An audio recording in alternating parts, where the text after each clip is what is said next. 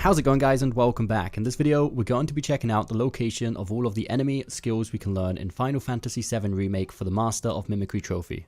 If we don't yet have it, the Enemy Skill Materia can be bought from Chadley at any point after we have completed the Battle Intel Report number 16. So now, assuming we have bought and equipped the Enemy Skill Materia, all we need to do is go out and find the enemies with these specific attacks and get damaged by those said attacks to absorb it and learn it. In this game, there are only 4 different enemy skills we can learn, so this is pretty straightforward. The first enemy skill we're going to be learning is Self-Destruct.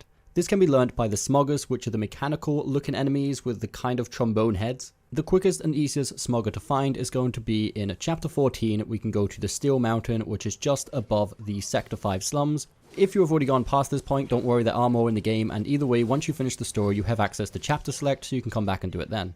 So Smoggers only ever use Self-Destruct once they've already been defeated. So once we kill it, just stand next to its body and wait for it to blow up, and this should learn the Self-Destruct skill. It is supposed to learn every skill after taking the hit only once, however for me, a couple of them I did need to get hit by the attack twice to actually learn it.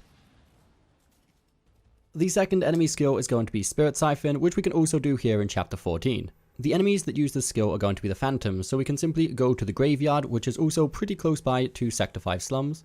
And here again, just wait around until the enemies finally use this attack and take the damage, and you should learn the skill.